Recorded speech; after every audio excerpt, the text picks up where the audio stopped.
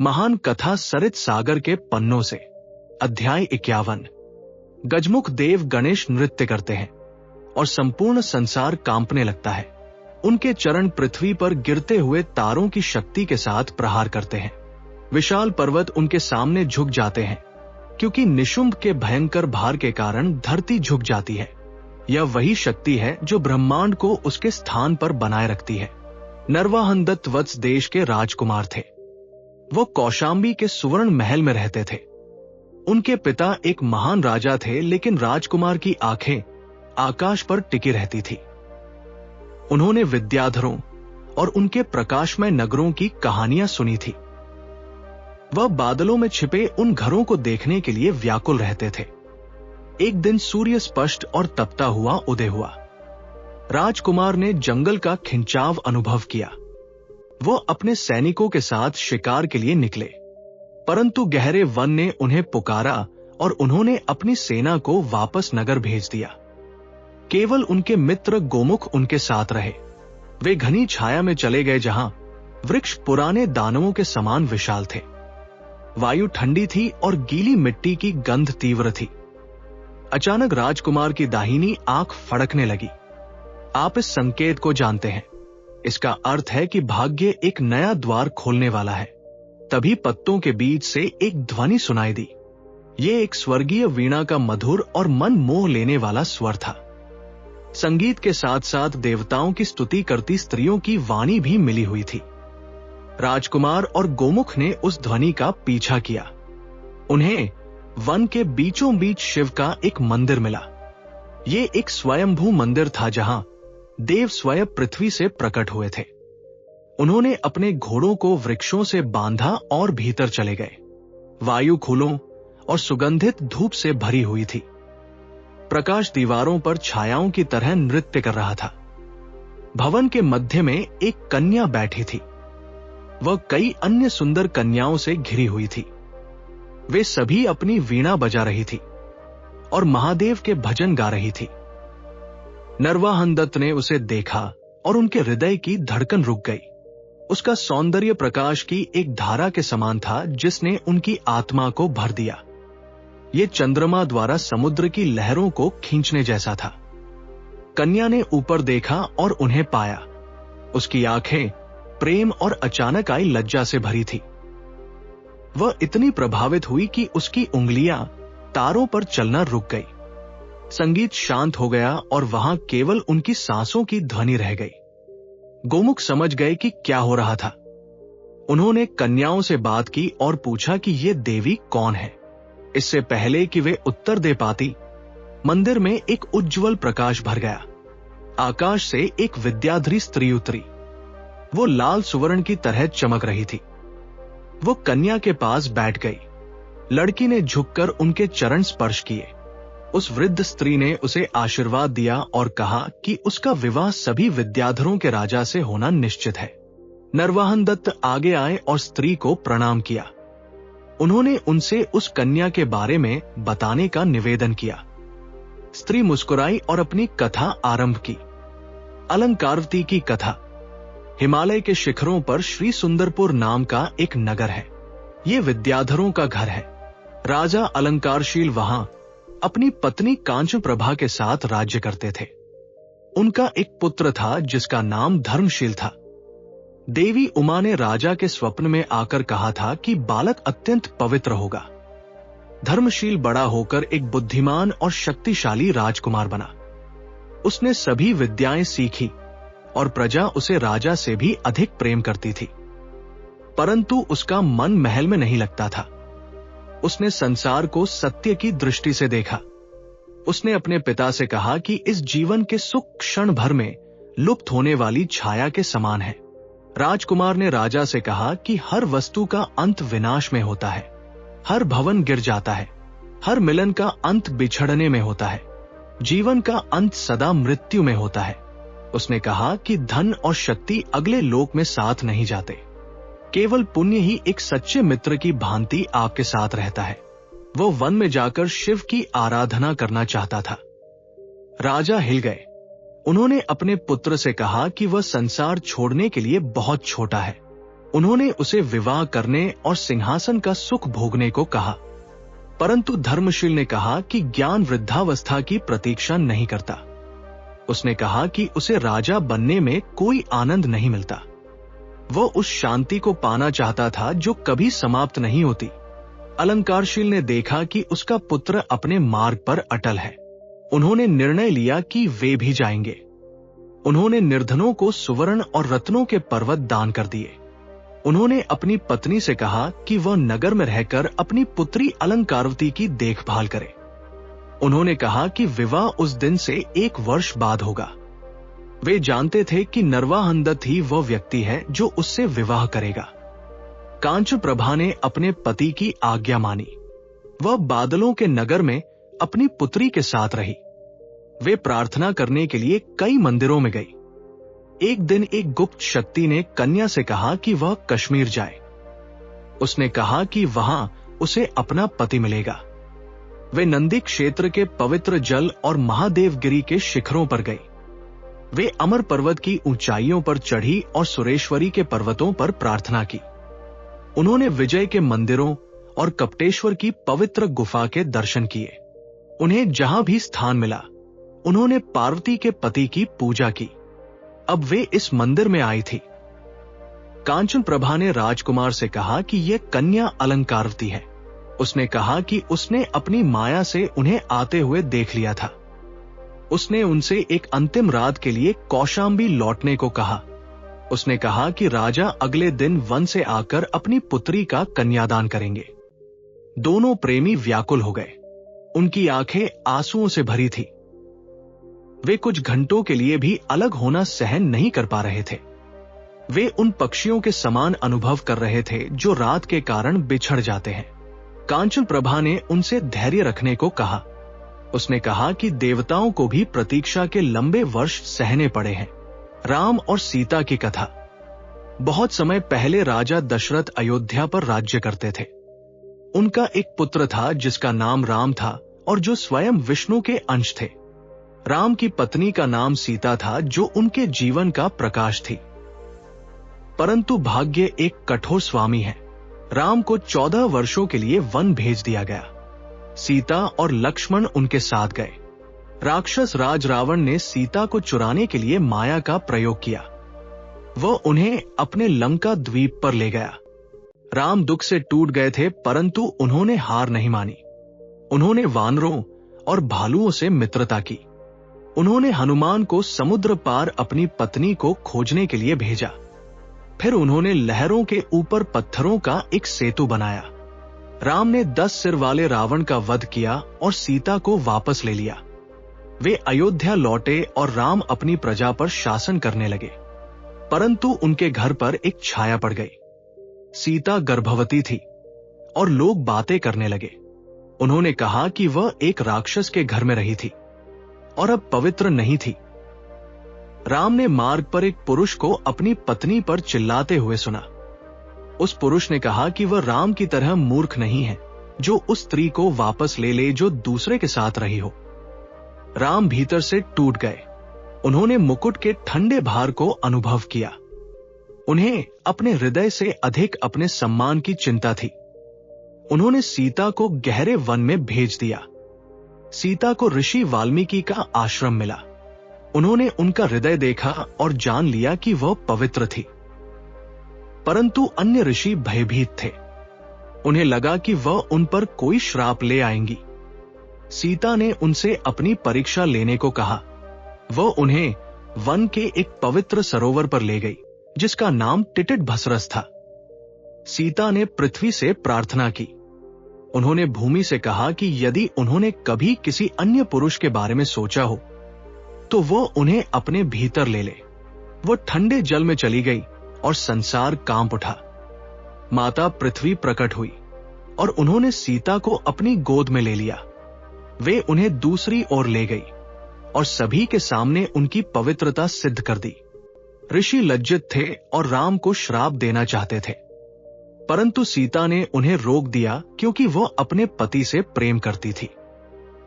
वह वन में ही रहीं और उन्होंने लव नाम के पुत्र को जन्म दिया।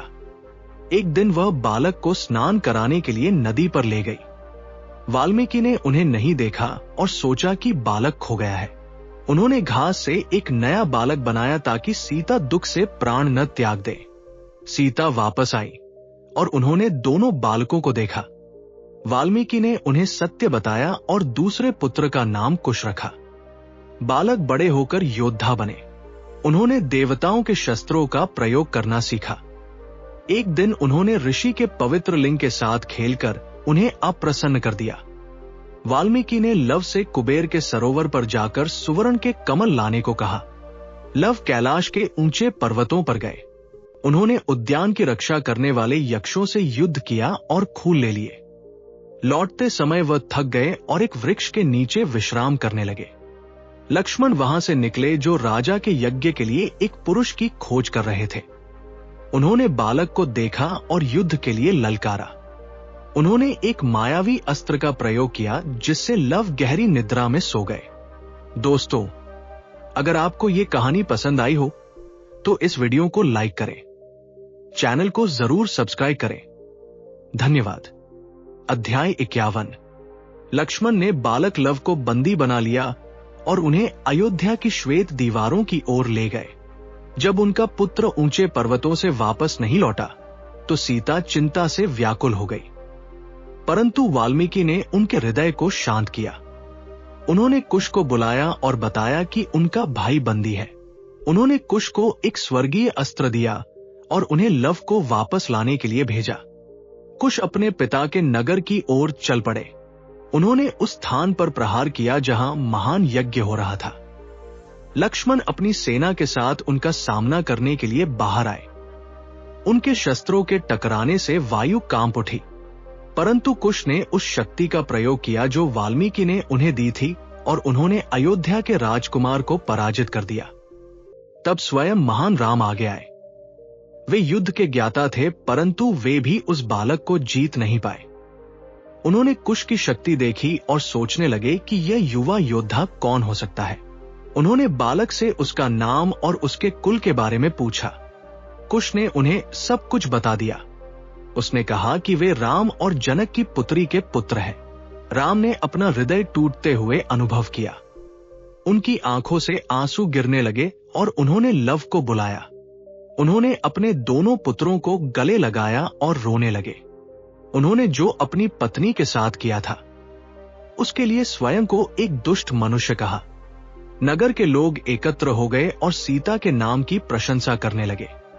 राम ने अपनी पत्नी को बुलवाया और वे अंततः मिल गए।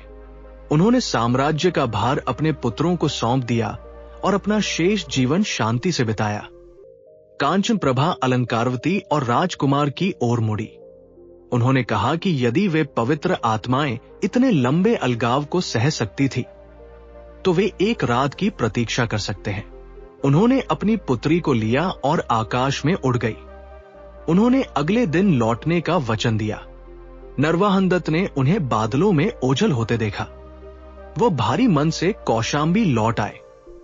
रात लंबी थी और राजकुमार सो नहीं सके। उनका बिछौना ठंडा लग रहा था और उनका मन व्याकुलता से भरा था। गोमुख ने अपने स्वामी के दुख को देखा और समय बिताने के लिए उन्हें एक कथा सुनाने का निर्णय लिया। सुंदर राजा पृथ्वीरूप की कथा। देश के दक्षिण में प्रतिष्ठान नाम का एक नगर है। वहां पृथ्वीरूप नाम का एक राजा रहता था। वो इतना सुंदर था कि लोगों को लगता था कि प्रेम के देवता ने ही मनुष्य का रूप ले लिया है। एक दिन दो बुद्धिमान ऋषि उनके दरबार में आए। उन्होंने बताया कि उन्होंने संपूर्ण संसार की यात्रा की है और केवल एक ही व्यक्ति पाया है जो उनके समान है। उन्होंने उसे रूपलता नाम की एक कन्या के बारे में बताया। वो मुक्तिपुर द्वीप के राजा रूपधर की पुत्री थी। उन्होंने कहा कि वह पृथ्वी पर एकमात्र स्त्री है जो उनके साथ खड़ी हो सकती है। राजा ने अपने हृदय पर प्रेम के बाण चलते हुए अनुभव किए। उन्होंने अपने सबसे अच्छे चित्रकार को बुलाया जिसका नाम कुमार दत्त था। राजा ने चित्रकार से अपना चित्र उस द्वीप पर ले जाने को कहा। उन्होंने उसे राजकुमारी को वह चित्र दिखाने का कोई मार्ग खोजने को कहा। उन्होंने उसे रूपलता का चित्र भी वापस लाने को कहा। चित्रकार और ऋषि अपनी यात्रा पर निकल पड़े। वे समुद्र तट पर पहुंचे और विशाल समुद्र के पार जाने के लिए एक जहाज लिया। जब वे मुक्तिपुर पहुंचे तो चित्रकार ने महल के द्वार पर एक संकेत रखा। उसने कहा कि वह संसार का सबसे बड़ा कलाकार है। राजा रूपधर ने यह सुना और उसे भीतर बुलाया। उन्होंने चित्रकार से अपनी पुत्री का चित्र बनाने को कहा। कुमार दत्त ने उस कन्या का एक उत्तम चित्र बनाया। राजा प्रसन्न हुए और चित्रकार से पूछा कि क्या उसने कभी ऐसा पुरुष देखा है जो उसकी पुत्री के समान सुंदर हो। चित्रकार ने राजा को पृथ्वीरूप का चित्र दिखाया। राजा राजकुमार के सौंदर्य को देखकर दंग रह गए। उन्होंने कहा कि जो भी ऐसे पुरुष को साक्षात देखता है वो वास्तव में भाग्यशाली है। रूपलता ने चित्र को देखा और उसकी आत्मा प्रेम में खो गई। वो और कुछ नहीं देख पा रही थी। राजा ने अपनी पुत्री की स्थिति देखी और जान लिया कि वे एक दूसरे के लिए ही बने हैं। राजा रूपधर ने चित्रकार को एक दूत के साथ वापस भेजा। उन्होंने उनसे पृथ्वीरूप को विवाह के लिए उस द्वीप पर आमंत्रित करने को कहा। जब चित्रकार ने प्रतिष्ठान के राजा को रूपलता का चित्र दिखाया तो राजा की आंखें उसके सौंदर्य में डूब गई। उन्होंने कहा कि वे अपनी पत्नी को लेने तुरंत जाएंगे। पृथ्वीरूप एक विशाल सेना के साथ निकल पड़े। वे अपने हाथी मंगलघट पर सवार होकर वन के मार्ग से चले, परंतु जब वे विंध्य वन में पहुंचे तो उन पर आक्रमण हुआ। छायाओं से निकलकर भिल्लों की एक विशाल सेना ने उन पर हमला कर दिया। युद्ध भयंकर और रक्तरंजित था। भिल क्रोधित बर्रों के झुंड के समान थे। उनके बाण वर्षा की तरह गिर रहे थे और वायु मरने वालों की चीखों से भरी थी। राजा का हाथी शत्रु मर्दन रक्त से ढका हुआ था, परंतु वो उस विनाश के बीच कोयले के पर्वत की तरह चल रहा था। राजा ने अपने धनुष का प्रयोग किया और उनके बाण वज्र के समान थे। उन्होंने लुटेरों के सेनापति को देखा और एक तीव्र गति के साथ उन्होंने मौत के पक्षी जैसा एक बाण चलाया। सेनापति का सिर धूल में गिर गया और शत्रुओं का साहस टूट गया। फिर वे विशाल सागर के तट पर आए। जल नीला और अंतहीन था। जहाज किनारे पर प्रतीक्षा करते लकड़ी के दानों के समान थे। उन्होंने अपने घोड़ों और सुवर्ण को जहाजों पर लाद दिया। 8 दिनों तक उन्होंने गहरे जल में यात्रा की। खारा पानी उनके चेहरों पर था और हवा ने पालों को भर दिया था। डॉल्फिन लहरों में उछल रही थी और तारे रात में उनका मार्ग प्रशस्त कर रहे थे। मुक्तिपुर द्वीप की ओर बढ़ते हुए उन्होंने समुद्र देव की शक्ति को अनुभव किया। राजा रूपधर उन्हें लेने तट पर आए। दोनों राजाओं ने गले मिलकर नगर में प्रवेश किया। लोगों ने सुंदर राजकुमार को देखा और आश्चर्यचकित रह गए। अगले दिन रत्नों के भवन में विवाह हुआ। मुक्तिपुर के राजा ने उन्हें उपहार के रूप में रत्नों के पर्वत दे दिए। पृथ्वीरूप 10 दिनों तक उस द्वीप पर रहे। हर दिन संगीत और नृत्य का उत्सव होता था। फिर उन्होंने अपनी पत्नी को लिया और अपने नगर लौट आए। जब प्रतिष्ठान की स्त्रियों ने रूपलता को देखा तो वे अपना सौंदर्य भूल गई। वे केवल आश्चर्य से देखती रह गई। राजा अपनी रानी के साथ कई वर्षों तक सुख से रहे। गोमुख ने अपनी कथा समाप्त की और राजकुमार को धैर्य रखने को कहा। उन्होंने कहा कि सूर्य शीघ्र ही उदय होगा और विवाह आरंभ होगा। परंतु मंत्री के पुत्र मरुभूति ने हंसकर उनकी बात काटी। उन्होंने गोमुख से कहा कि वह प्रेम की बातें इसलिए कर रहे हैं क्योंकि उन्होंने कभी इसकी चुभन महसूस नहीं की है। उन्होंने कहा कि केवल कुछ ही पवित्र आत्माएं प्रेम को घास के तिनके की तरह फेंक पाई है।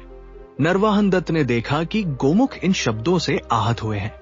उन्होंने अपने मित्र से बात की और कहा कि उनकी कथा दयालु और उचित थी। उन्होंने कहा कि एक सच्चा मित्र सदा उस हृदय को सांत्वना देने का प्रयास करता है जो पीड़ा में हो। दोस्तों, अगर आपको ये कहानी पसंद आई हो तो इस वीडियो को लाइक करें, चैनल को जरूर सब्सक्राइब करें। धन्यवाद। महान कथा सरित सागर से अध्याय 51। नरवाहन दत्त और अलंकारवती का विवाह। नरवाहन दत्त के लिए वह रात लंबी और भारी थी। वो अपने बिस्तर पर लेटा रहा और अपने सेवकों की कहानियां सुनता रहा। उसने प्रेम के पंचबान देवता के बारे में सोचा। वो सोच रहा था कि सुबह उसके हृदय के लिए क्या लेकर आएगी। जब पहली किरण ने संसार को छुआ तो वह अपने कार्यों को करने के लिए उठा। तब उसने आकाश की ओर देखा और चांदी के बादलों से एक रथ को नीचे उतरते देखा। सुनिए, वो कंचन प्रभा थी। उसके साथ उसका पति अलंकारशील और उसका पुत्र धर्मशील भी थे। उनके साथ सुंदर अलंकारवती भी थी। वे पृथ्वी पर उतरे और नरवाहन दत्त ने प्रसन्न मन से उनका स्वागत किया। हवा स्वर्ग के फूलों की सुगंध से भर गई। हजारों अन्य विद्याधर ऊंचे आकाश से उनके पीछे आए। वे सोने और रत्नों और खजानों के भार लेकर आए थे, जिससे आंखें आश्चर्य से झपकने लगी। वत्स के राजा ने यह समाचार सुना। वो अपने मंत्रियों और रानियों के साथ वहां आया। वह अपने पुत्र की प्रहति को देखकर बहुत प्रसन्न हुआ। उसने दिव्य अतिथियों के लिए आतिथ्य सत्कार किया। तब राजा अलंकारशील ने बड़ी कृपा के साथ उससे बात की। उसने कहा कि जब अलंकारवती का जन्म हुआ था तो आकाश से एक वाणी हुई थी। उसने घोषित किया था कि वह नरवाहन दत्त की पत्नी बनने के लिए ही जन्मी है। उसने कहा कि समय आ गया है। वो अपनी पुत्री को सभी विद्याधर राजाओं के भविष्य के सम्राट को देने आया है। वत्स के राजा ने उस प्रस्ताव को गहरी कृतज्ञता के साथ स्वीकार किया। तब विद्याधरों के शासक ने अपनी विद्या का प्रयोग किया। उसने अपने हाथ से पृथ्वी पर जल छिड़का। तुरंत ही वहां सोने की एक वेदी प्रकट हुई। वो एक ऐसे वस्त्र से ढकी हुई थी जिसे मानवीय हाथों ने नहीं बुना था। रत्नों का एक मंडप आकाश को छूने के लिए खड़ा हो गया। वह जादू और प्रकाश का एक स्थान था। अलंकारशील ने नरवाहन दत्त को स्नान करने के लिए कहा। शुभ मुहूर्त आ गया था। राजकुमार ने विवाह का सूत्र धारण किया। फिर राजा अपनी पुत्री को वेदी पर ले आया। वो स्वर्ग के रेशम के वस्त्रों में सजी थी। उसने पूरे हृदय से अपनी पुत्री का हाथ नरवाहन दत्त को दे दिया। यज्ञ की अग्नि में खीले डाली गई। राजा और उसके पुत्र ने रत्नों और सोने के हजारों भार दिए। उन्होंने वधू की सेवा के लिए वस्त्र और आभूषण और स्वर्ग की अप्सराएं दी। वो विवाह वैभव का एक ऐसा स्वप्न था जिसे संसार कभी नहीं भूलेगा। वत्स के राजा ने कई दिनों तक भोज जारी रखा। उसने अपने पुत्र को आकाश के झुकने वाले राजाओं द्वारा सम्मानित होते देखा। नरवाहन दत्त अलंकारवती को पाकर अत्यंत प्रसन्न था। वो अपने व्यवहार में मनमोहक और अपने गुणों में महान थी। वह एक कुशल कवि द्वारा पाई गई एक आदर्श कविता के समान थी। वो उसके साथ आनंद और शांति में रहने लगा। दोस्तों, अगर आपको ये कहानी पसंद आई हो तो इस वीडियो को लाइक करें, चैनल को जरूर सब्सक्राइब करें। धन्यवाद।